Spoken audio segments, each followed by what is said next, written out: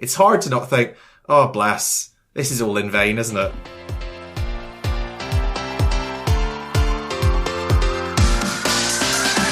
Hello and welcome to the Euro What, episode 210, dropping on November 21st, 2023.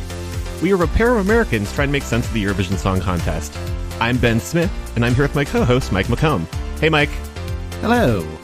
In this episode, we'll be attempting to perform an Ireland Gut Rehab with our special guest, Alex McMillan. Hey, Alex. Hi, Van. Alex, welcome back to the program. Glad to be back. It's been too long.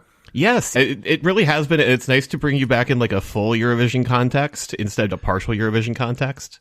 Yeah, I don't want people to think I'm some sort of half-hearted, fair-weather Eurovision fan. I'm here in the good times and I'm here in the bad times, and we're going to be talking about a heck of a lot of bad times today. Yeah. Oh, yeah, no, because last time on the show we talked about the good days of Mill Street and the Imperial phase, and now here we are just going like, okay, but like what happened?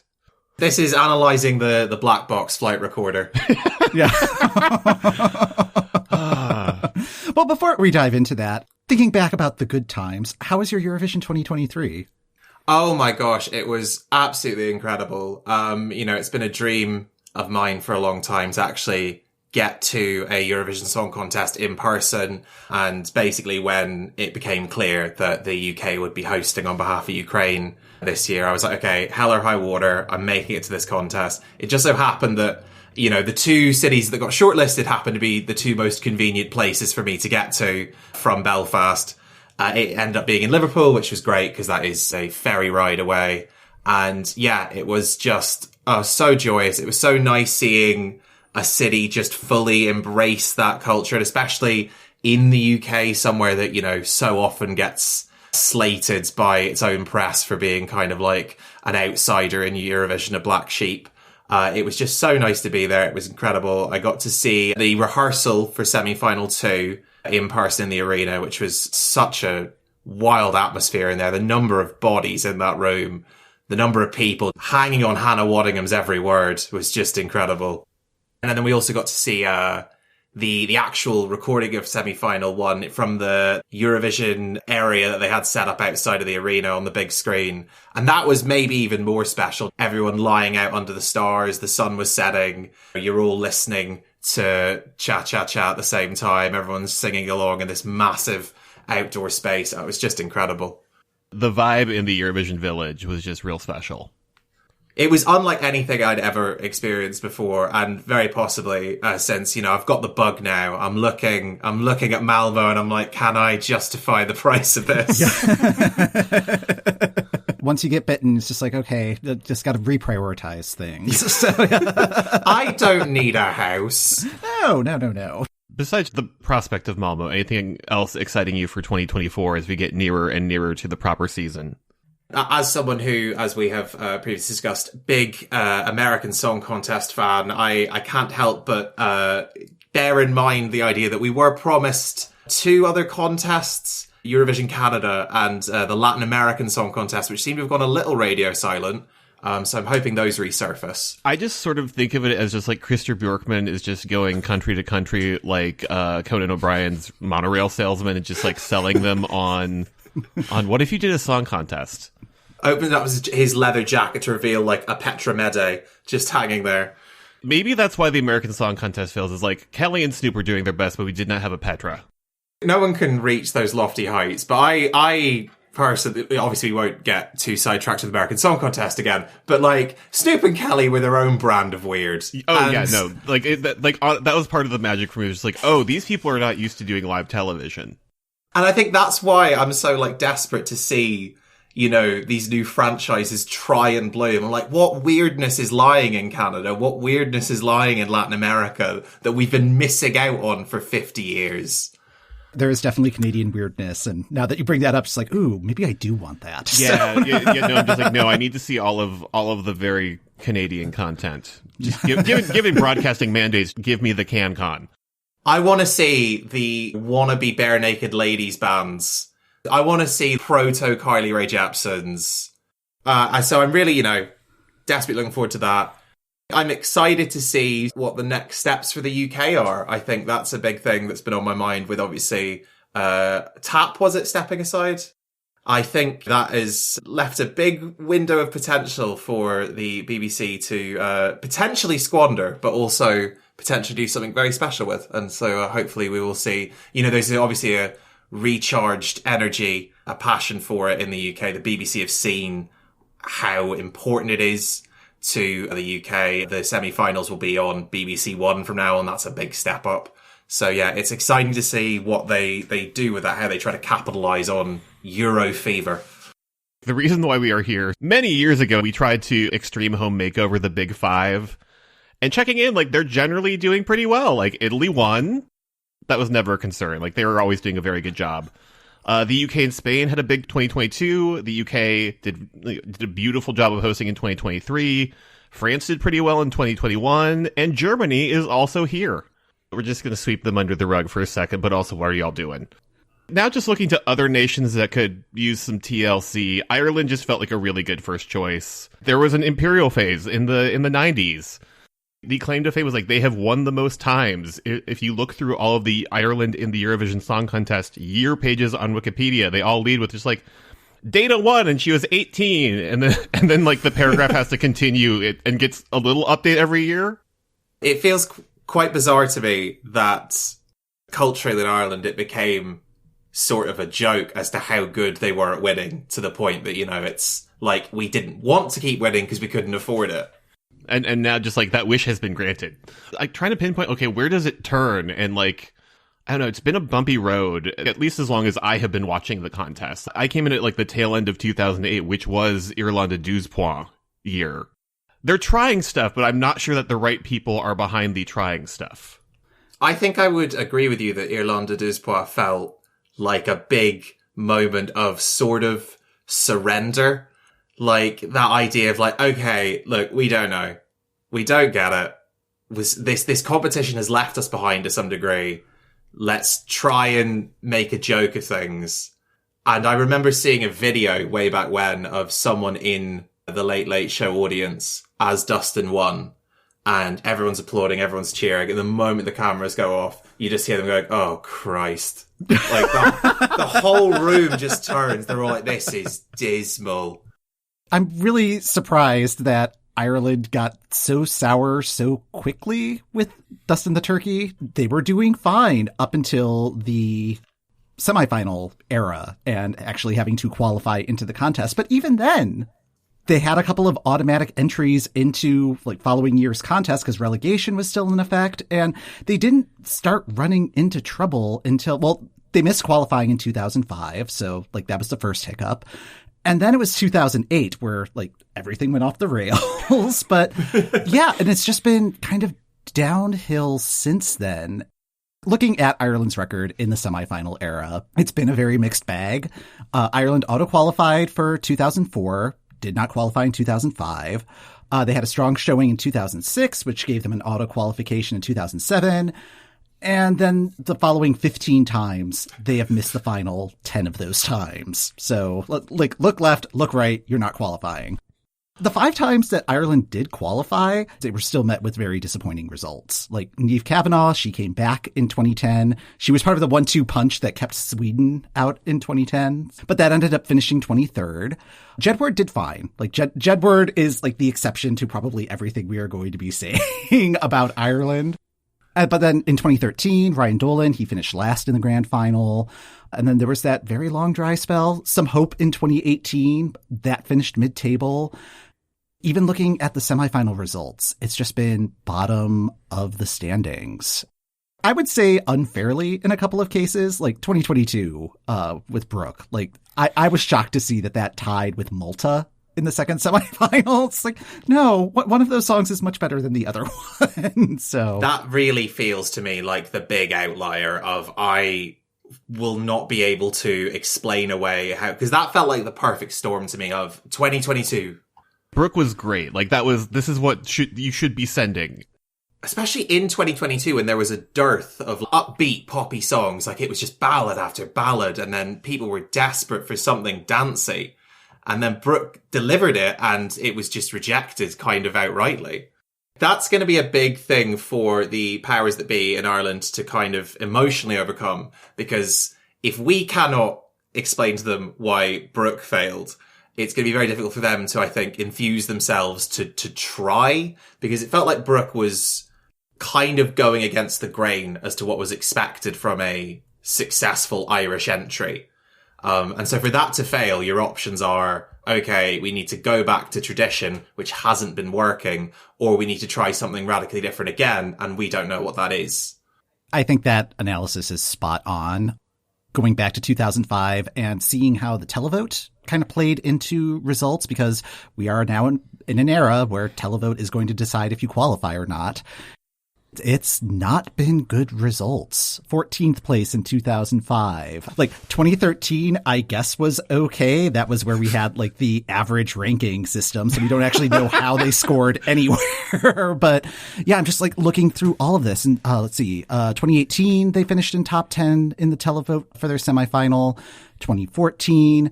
And then 2012 and 2011 and 2006, like every other one, it's like 14th place, 17th place, 15th place.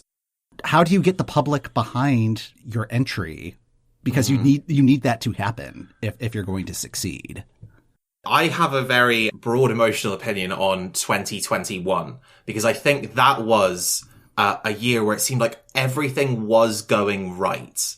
It was maps with Leslie Roy, and you were looking at, the YouTube videos of our top 40 picks, all those various channels on YouTube of people putting the picks together. That was the first time that with, double-digit songs in the running, Ireland was ranking first on those lists. Like, Maps was a song that in the studio version that was delivering. That sounded classically Irish in a way that I think people around Europe want from an Irish entry, but it also had some modern qualities to it.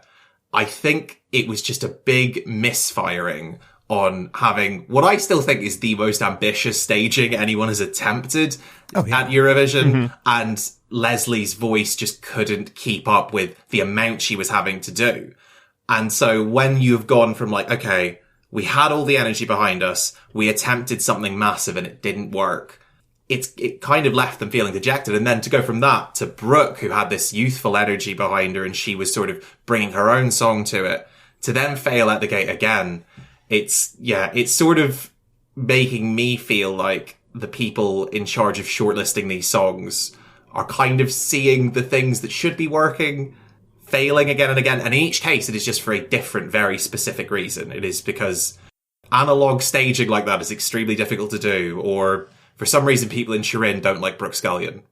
If Maps with that staging were done in 2023 and We Are One was their entry in 2021, I think they both would have done better than they did in their actual contest. Oh, I 100% agree, Mike. I think We Are One was totally out of place, and it was in a year that it was surrounded by better and more different sort of bands. Like, my take on We Are One earlier this year is like, oh, this is like the song that opens Eurovision. That's the same thing as the theme. It was just so bizarre because it's coming in and it's essentially just like, oh, this is the slogan from a few years ago. Yeah. We know. Like, it feels like a slogan song because specifically We Are One was the slogan in 2013. They were just predicting the Malmö host of 2024. So I do think that Wild Youth was sort of the final symptom, as it were, of what I think is maybe Ireland's biggest problem in the last few years, and something that I'm hopeful is going to change quite soon. And that is that the Late Late Show studio is a terrible place to do your show to pick who becomes the person that will represent Ireland, because it is not made for staging. It is not made for performances as large as Eurovision needs. And Wild Youth were quite lucky because that was a place they played before. They knew that studio. This was the first time I had watched Eurosong in full, and I had not fully understood the full context of the Late Late Show as selection ground, and just like everything that was happening around the performances was just so wild to me. But also from like an audio perspective, I was like, did they bring in the people who do the sound mixing on SNL's musical guests? Because like it was just bad. And it's so bizarre because you can see, even when we're looking at Eurosong this year, when you see the VT packages that were made for those acts, when you see the work that has gone in on the graphic side of things. There are clearly people who know what they're doing and are passionate about it. It is just when it comes down to the brass tacks of, okay, now we're going to have you sing and do a dance routine. You know, they're doing it in a space that's equivalent to like a small bedsit. It's not made for it, and it can't carry the audience reaction that it needs, and it means that everything feels a bit muted. It's really difficult to tell which of these acts will translate the best. And I think that is, to a degree, what killed Midnight Summer Night.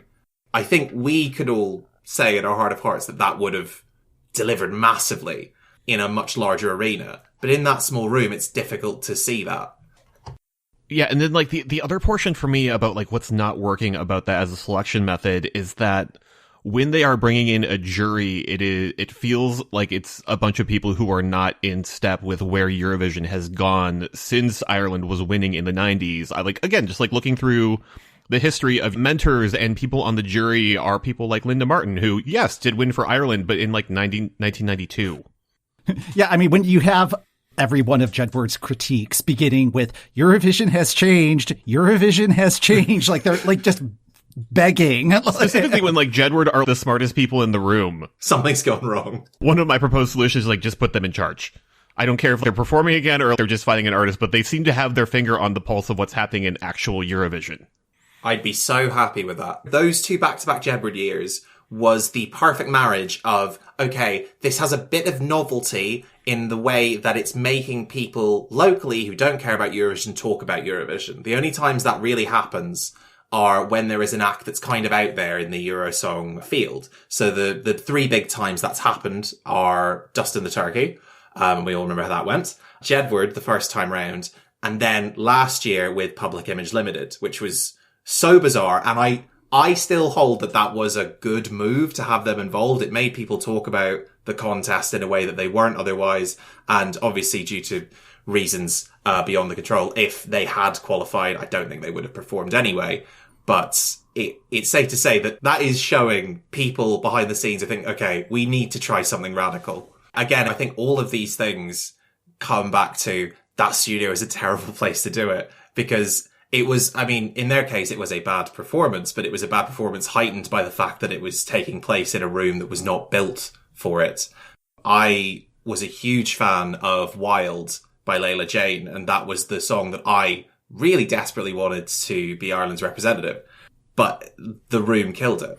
Yeah. And also going first, so that like there was no opportunity to adjust for being like, oh yeah, we need to fix the sound here. It's like, oh nope, too late for her. Sorry. Trying to force a dance routine into it that for, you know, this routine is not going to be the routine that appears in the contest in Liverpool. So why do we need to do this? It's not exactly adding a massive level of theatrics. It still looks like this is taking place in an alleyway. Yeah, like there is a sense that like, okay, this is not necessarily the final performance. This is sort of still nascent, still figuring it out. Maybe we'll redo the mixing. Maybe we'll redo the staging. And like, that's working because like, goodness knows Malta is currently showing us everybody's rough drafts for weeks on end right now.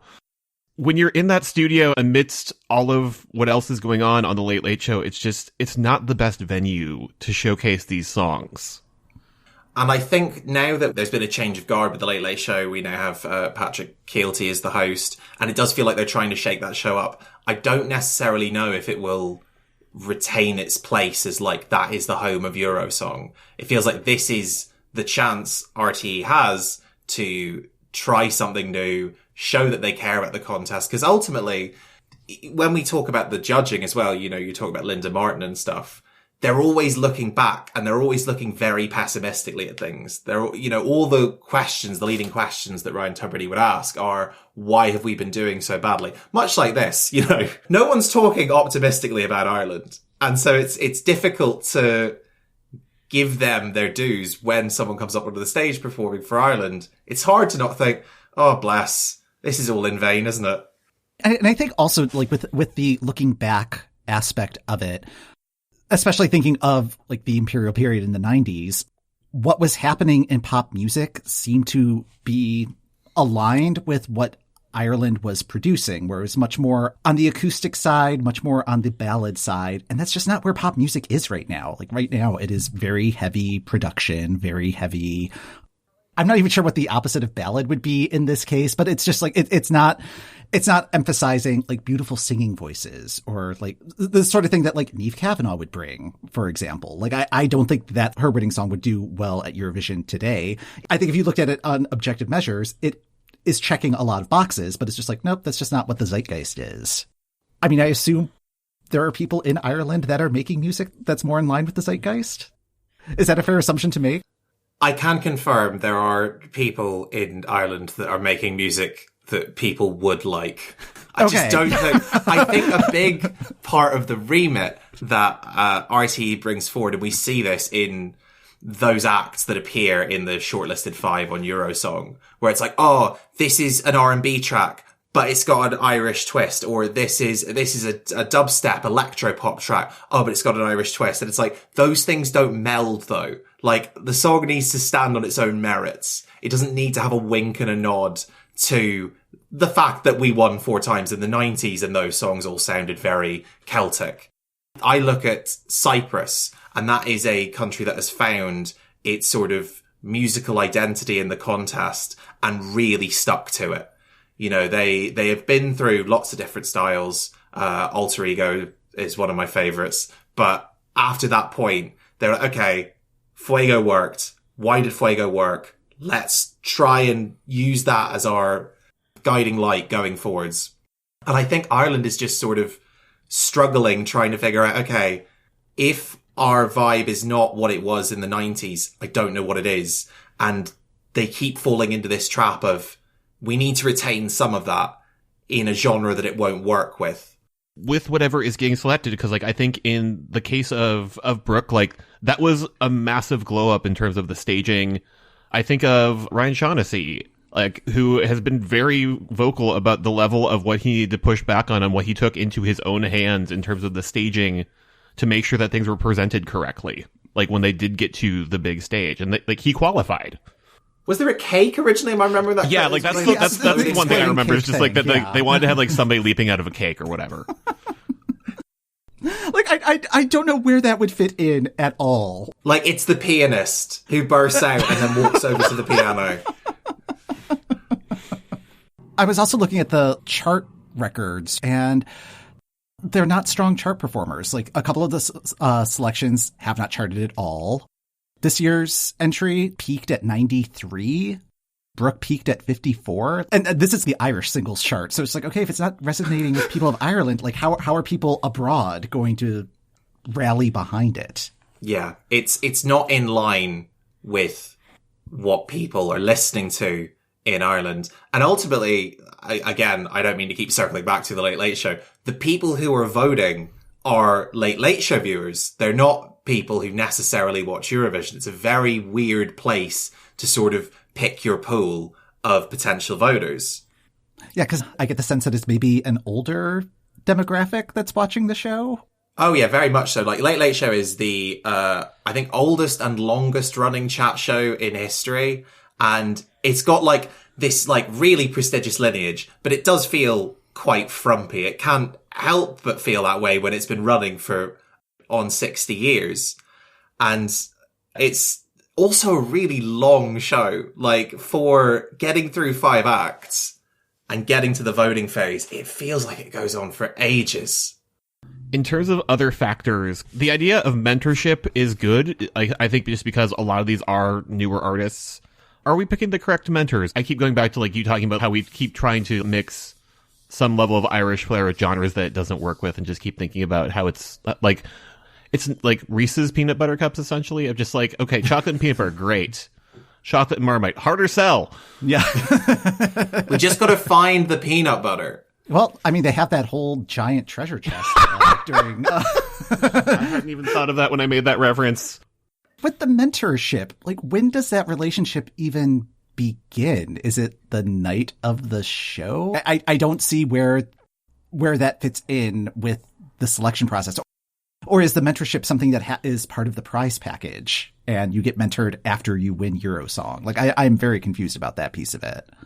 I mean, yeah, it certainly feels like that would be the way that would logistically make sense for them to be like, okay, well, it's you now, so we need to actually care. But up to that point, you know, it's essentially a 1 in 5. It could go to anyone. And so I don't think they're going to want to sink any costs on, you know, training up people for routines that aren't going to get used. Like, just looking at selection methods, like, it's either been Eurosong or internal selection in the last 15 or so years. And Eurosong has as well, but, like, I feel like whoever was doing the internal selecting was not making the right choices either. Like, we did get a Ryan Shaughnessy out of it, but also everything around it kind of didn't work.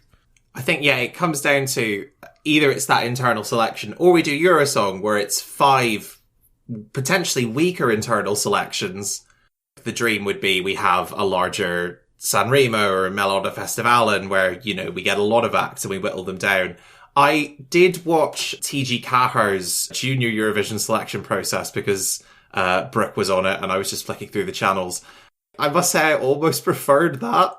For as silly and primitive as it was, of just like, okay, the kid gets up, they sing a song, and then the 3 judges will say, oh, that was brilliant, that was fantastic, they'll give it a score out of 10, and then the winning child goes on to the final week or something. I couldn't necessarily follow it entirely, but it just felt snappier, it felt more in time with like how music selection works these days. Like, I think that the general structure of what Ireland is trying to do is not bad, because you have an in-studio audience. On some years, you have an international jury. You have a national jury giving their opinions. And all of them give a number, and we pick something that has the biggest number. Great. If you look at what Finland is doing, they have a small shortlist. They have 7 things. They have international juries weighing in. They have televoters. But there's just like a level of pre-planning for each of those 7 songs that I feel like we're not getting for each of the 5 songs at Eurosong. Absolutely. It's difficult to feel any sort of enthusiasm for it if ultimately of those 5, there is still not a track that you really can get behind. And so at that point, I'm getting to choose between 5 people that aren't going to qualify.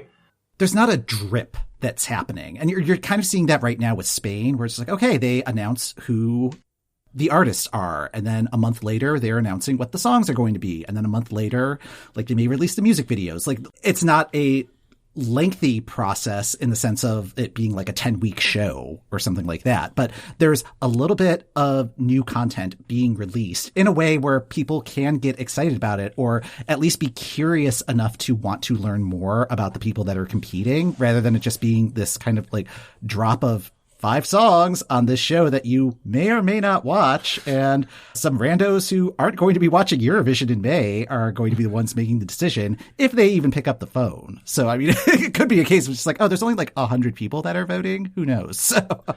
I think even that reach is a big problem. Like, a few years back when one of the shortlisted entries was One Night, One Kiss, One Promise, a song I really enjoyed, that was not on Spotify. I still think it is not on Spotify. I can't listen to it. And so if you're missing that for one of the 5 songs that will potentially go on to represent your nation in the biggest singing competition in the world, it doesn't hold out a lot of faith that you care about the process to begin with. And I think that kind of goes back to the please put Jedward in charge piece of it, because it's just like, they're at least on social media. Like, they know how TikTok works, that sort of thing. They totally get it. Yeah, and I don't get the sense from anybody else that's in charge of Eurosong that there's much of a social media or connecting with the audience, or like that 2-way connection with the audience. It feels still very one-way broadcast only connection. And it's difficult to argue against that as well, because it's like, it's not like they could break it anymore. Like, the idea of putting Jedward in charge, I love, but if you were someone who thought, oh, well, they're not going to know what they're doing, it's like, okay, and then how is that worse? Oh, do we somehow not qualify for the semis now? Yeah. I think what I'm hearing from that is perhaps Dustin the Turkey be vice chair, or like. I think when you look at like Public Image Limited, that is a sign of, okay, this isn't going to work, but we are looking at potentially huge, weird ideas. We're looking at like, we are at the bottom. What can we do that is going to turn us from 0 to hero? This is not it, but this is the start of, like, looking for those ideas. I feel like a lot of what has been sent recently from Ireland has been trying to please everybody in the room, which is not necessarily how you get votes. Because, like, if you look at what was doing well at Eurovision this year, Karia is not going to be to everyone's taste. It is big, it is loud, and, like, it felt very much like this is either going to do great or this is just going to, like, completely crater. There should be bigger, weirder risks. Like, what's the worst that can happen? Not qualifying, great news. We've already done that a lot. Ultimately, when this drought does end, whenever that is, the thing that causes the drought to end isn't going to sound like anything that has succeeded for Ireland in the past. You look at something like Wild Youth, I don't mean to keep ragging on them, but yeah, if you're everyone's 10th favourite song, you get nowhere. Right. We need something that's inherently quite divisive. And it sort of feels like, as you're saying, Mike, you need someone like Gemma in charge who's willing to present you with 5 super weird options. Because at least then something radical is going to get through. That is one of my hopes for 2024 is everybody going, okay, well, we don't have a Loreen. What is our Karia? What is our weird little guy? If everybody sends their weird little guy to Eurovision next year, I will be so delighted.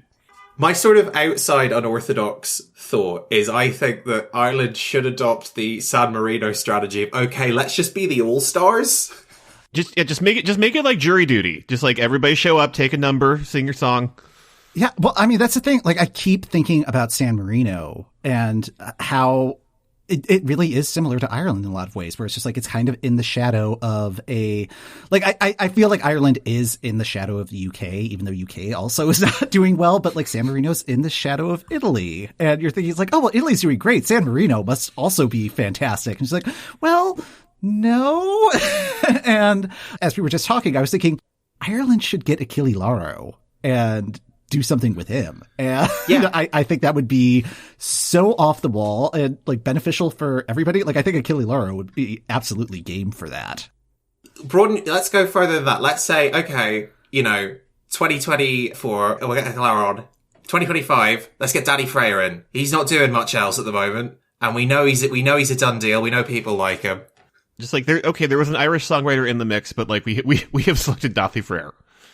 Yeah, there's something to be said for San Marino had a moment with Flo Rida. That may not have done well on the scoreboard, but people were talking about it. That was a story.